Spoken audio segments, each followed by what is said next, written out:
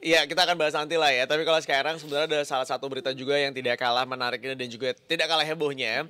Ini tentang paus hidup sepanjang kurang lebih 15 meter yang terdampar selama 3 hari di Ngada NTT. Katanya bener, dengar gak sih katanya kalau paus gitu tuh jangan dideketin karena bisa meledak katanya. Kalau udah meninggal? Iya ya. Bisa gasnya bisa. Nah iya makanya jangan deket-deket. Sampai ada yang adegan pengen kayak Avatar dinaikin foto kan gitu. Beneran yo. Ada kan yang gitu. Ada stop-stopnya di Oh ada. Oh ada. Gitu kan. Syur. Gitu. Lo bayangin berselancar. Dia tuh kayak pengen jadi Avatar dalam dirinya. Pengendali air dan lo mau nyoba gak yo? Jadi pengendali air, pengendali paus. Gitu. Dun. Kita boleh ketemu sama reporter kita aja, Kak? Langsung aja ya. Selamat pagi, Mas Ambrosius Ardin. Ambrosius Ardin. Selamat Halo. pagi Indri dan Aryo. Pagi. Hai Mas, selamat pagi. Wah ini aku penasaran banget. Oh berarti ini kan sudah 3 hari. Berarti untuk hari ini paus tersebut sudah tidak lagi terdampar.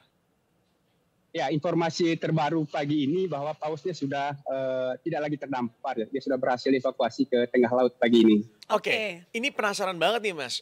Kan disampaikan bahwa paus ini terdampar selama 3 hari dengan berat yang mencapai panjangnya 15 meter. Berarti paus ini bertahan hidup selama 3 hari di daratan tuh. Ya, betul Aryo dan Indri. Paus ini terdampar tanggal 8 pagi ya, hari Minggu. Itu panjangnya 15 meter. Wow. Jadi dia terdampar di perairan Dangkal di Teluk Labuan Kelambu, Desa Sambinasi, Kecamatan Riung di Kabupaten Ngada, Pulau Flores.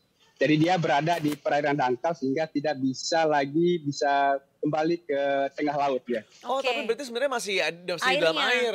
Tapi nggak sampai yang ke pantai banget ya, tapi udah yang ke area perairan Dangkal.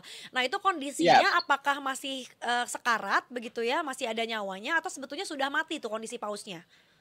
Iya, kondisi paus masih hidup walaupun selama 3 hari dia terdampar, tetapi dia mengalami 30 luka di punggungnya. Di punggung paus itu lukanya berbentuk bulatan, itu ukuran lukanya sama, berbentuk bulatan, itu ada 30 titik luka di bagian punggungnya. Aduh.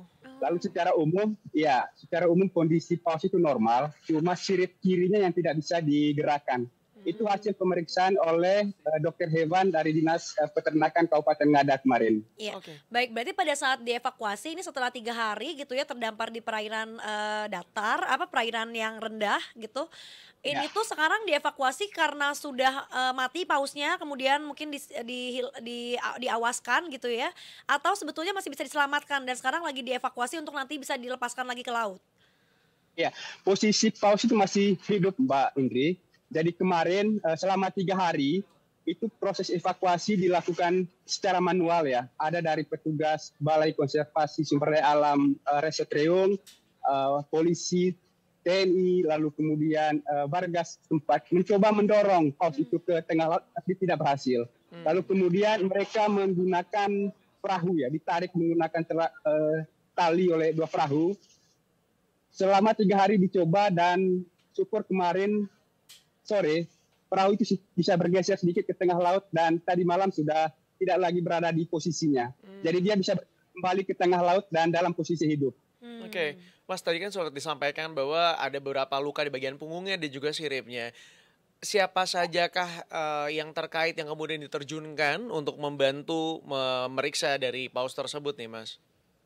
Ya, yang melakukan pemeriksaan itu dokter hewan dari Dinas Peternakan Kabupaten Ngada, Bung Aryo. Jadi mereka melakukan pemeriksaan kemarin, jadi ditemukan ada 30 luka di bagian punggungnya. Lukanya berbentuk bulatan, ukurannya sama juga. Apakah sempat diobati terlebih dahulu sebelum akhirnya benar-benar dikeluarkan gitu dari perairan Dangkal nih Mas? Kemarin mereka fokus melakukan evakuasi saja, Bung Aryo. Oke, Mas, ini dari hasil yang ditemukan begitu ada luka di beberapa titik gitu ya, kemudian juga salah satu siripnya dianggap tidak berfungsi dengan optimal. Apakah ada indikasi yang bisa menjelaskan gitu kenapa paus tersebut bisa mengalami hal-hal seperti itu di fisiknya, Mas? Itu kemungkinan karena dia berada di perairan Dangkal ya. Jadi dia berbenturan dengan Karang? dasar laut yang karang yang menyebabkan punggungnya bisa terluka begitu. Oke, jadi bukan ada kayak ada indikasi diserang oleh sekelompok manusia gitu Mas, tapi ini mungkin karena dia memang sudah quote on quote sudah oleng gitu ya Mas ya, kemudian akhirnya ketabrak-tabrak sana sini sama perairan dangkal. Ya begitu. Oke. Apakah kemudian itu aku tuh masih penasaran aja gitu ya, Mas. Ini dia sampai bisa terdampar di perairan dangkal ini, kalau misalnya cuma luka doang, menurut aku sih kayaknya ya mungkin akan banyak gitu ya yang terdampar. Tapi ini cuma ada satu paus ini doang dan dia tuh beratnya berat banget loh, 15 meter soalnya kan. Ini pasti ya kalau kita lihat aja di gambar banyak orang yang harus diterjunkan untuk bisa mengembalikan paus tersebut ke tengah lautan gitu ibaratnya. Ada hal lain gak sih? Apakah kemudian masalah ekosistem alam yang terganggu sampai akhirnya paus ini bisa terdampar di perairan dangkal ini nih Mas? Iya. Balai Besar Konservasi Sumber Daya Alam belum bisa memastikan penyebab paus itu terdampar. Tetapi ada sejumlah kemungkinan Bung Aryo dan Indri paus itu bisa terdampar. Pertama, masalah navigasi ya. Ada masalah navigasi di paus itu yang menyebabkan dia salah arah ya, tiba-tiba terdampar di perairan dangkal gitu. Lalu kemudian bisa juga karena kondisi dia terluka sehingga dia harus terdampar juga ke pinggir begitu. Ada faktor lain, misalnya penggunaan sonar oleh kapal-kapal di laut ya, itu juga mempengaruhi pergerakan paus, juga masalah sampah dan sebagainya di laut juga mempengaruhi pergerakan paus sehingga terdampar di perairan dangkal seperti itu. Oke, Mas, tapi dari tim dokter hewannya tadi apakah ada upaya yang dilakukan dulu sebelum akhirnya ini kan juga dipaksa ditarik untuk akhirnya bisa ke perairan yang lebih dalam lagi gitu ya dengan bantuan perahu gitu. Karena apakah mungkin sudah dipastikan nggak nanti ketika dia sudah ditarik diseret ke perairan yang lebih dalam dia bisa tetap bertahan hidup gitu bukan malah jadi makin terkapar lagi nih Mas? Informasinya belum sampai ke situ Mbak Indri ya. Kemarin mereka ketika proses evakuasi kemarin, pos itu memang belum benar-benar berada di tengah laut ya, sampai kemarin sore jam 5. Tetapi ketika dilakukan pemantauan tadi malam, ternyata posisi paus itu sudah tidak lagi berada di posisi dia awal terdampar ya. Jika mereka menyimpulkan bahwa paus itu sudah bergeser ke tengah laut begitu. Karena mungkin fokus utamanya adalah yang penting mengembalikan paus tersebut berada ke tengah lautan. Takutnya memang ada kesulitan untuk bernafas dan lain sebagainya, takutnya malah jadi mati gitu ya Mas ya? Ya begitu ya, jadi fokusnya mengevakuasi paus itu ke tengah laut. Gitu. Oke, Mas ada perkiraan nggak sih untuk paus sebesar 15 meter ini tuh berapa beratnya sih dan hingga membutuhkan mungkin kapal yang lebih besar ya pada saat kemarin mencoba untuk mengevakuasi dan menarik ke tengah laut? Ya, tadi saya coba minta informasi ke Balai Besar Konservasi Sumber Daya Alam Provinsi NTT terkait dengan perkiraan berat paus itu. Mereka belum bisa memperkirakan Mbak Indri ya, berat paus itu. Ini paus apa sih Mas kalau boleh tahu? Gimana Bung Aryo? Ini paus jenis apa? Tipe apa? Oh iya, itu juga pihak BKSD juga belum bisa memastikan jenis paus ini Bung Aryo dan Indri. Oke. Wah baik Mas. Mereka masih melakukan penelitian sebenarnya jenis paus ini begitu.